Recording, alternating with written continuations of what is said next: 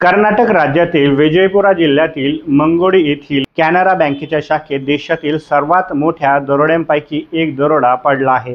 या दरोड्यात चोरांनी तब्बल 52 ते 59 किलो सोने आणि सुमारे 5 ते 7 लाख रुपये रोख रक्कम लुटली आहे। ही घटना 23 मे ते 25 मे 2025 या कालावधीत घडलेली आहे। लॉंग वीकेंडच्या सुट्टीदरम्यान ही घटना घडल्याचं असावी असं पोलीस अंदाजात वर्तवण्यात आला आहे। चोरीचा खुलासा 26 मे रोजी सकाळी सफाई कर्मचाऱ्याने बँकेचे शटर तुटलेले असल्यावरती पाहिल्यावरती त्याच्या लक्षात आल्यावरती हे उघड झालं आहे। चोरांनी अत्यंत नियोजनबद्ध पद्धतीने हा दरोडा टाकला।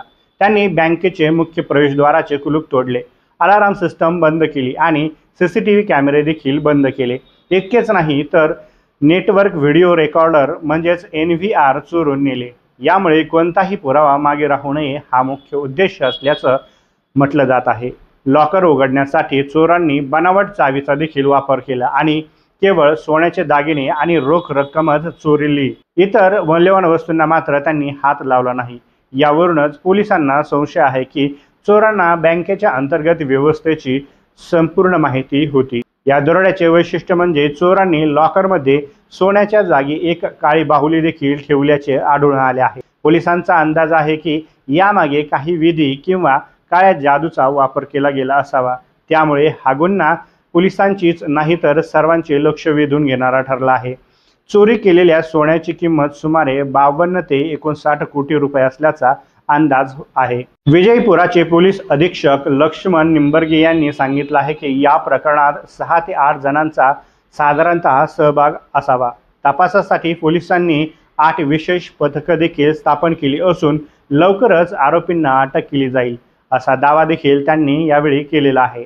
मात्र आतापर्यंत कोणालाही अटक झालेली नाही, त्यामुळे पोलिसांच्या कार्यपद्धतीवर देखील बोट ठेवलं जात आहे। बँकेच्या ग्राहकांनी आणि नागरिकांनी याबद्दल नाराजी व्यक्त केलेली आहे। दरम्यान दरोड्यातील हे सर्व सोने बँकेत गोल्ड लोनच्या स्वरूपात ग्राहकांनी जमा केले होते।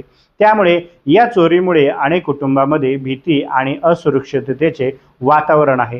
ही दरोड्याची घटना बँकिंग सुरक्षा व्यवस्थेवर प्रश्नचिन्ह उपस्थित करते। यापूर्वीही कर्नाटकात अशा चोऱ्या झालेल्या आहेत। यामध्ये ऑक्टोबर 2024 मध्ये दावणगेरे येथील स्टेट बँक ऑफ इंडियामधून 13 कोटींच्या सोन्याची चोरी आणि जानेवारी 2025 मध्ये मंगळुरूतील 12 कोटींच्या सोन्याची लूट झाल्याच्या घटना देखील घडलेल्या आहेत। परंतु तरी देखील पोलीस आणि बँक व्यवस्थापन नेमके काय करते असा सवाल उपस्थित केला जात आहे। या दरोड्याने कर्नाटकमधील कायदा व सुव्यवस्थेवरही प्रश्न उपस्थित केले असून सोशल मीडियावरती याबाबत तीव्र प्रतिक्रिया उमटत आहेत। पोलीस तपास पूर्ण गतीने सुरू आहे आणि लवकरच या प्रकरणाचा उलगडा होईल अशी आशा बँक ग्राहक आणि नागरिकांमध्ये आहे। पोलिसांकडून बँक दरोड्यातील या लुटारूंचा माग देखील काढला जात आहे। त्यासाठी पोलीस पथके तैनात करण्यात आली आहेत।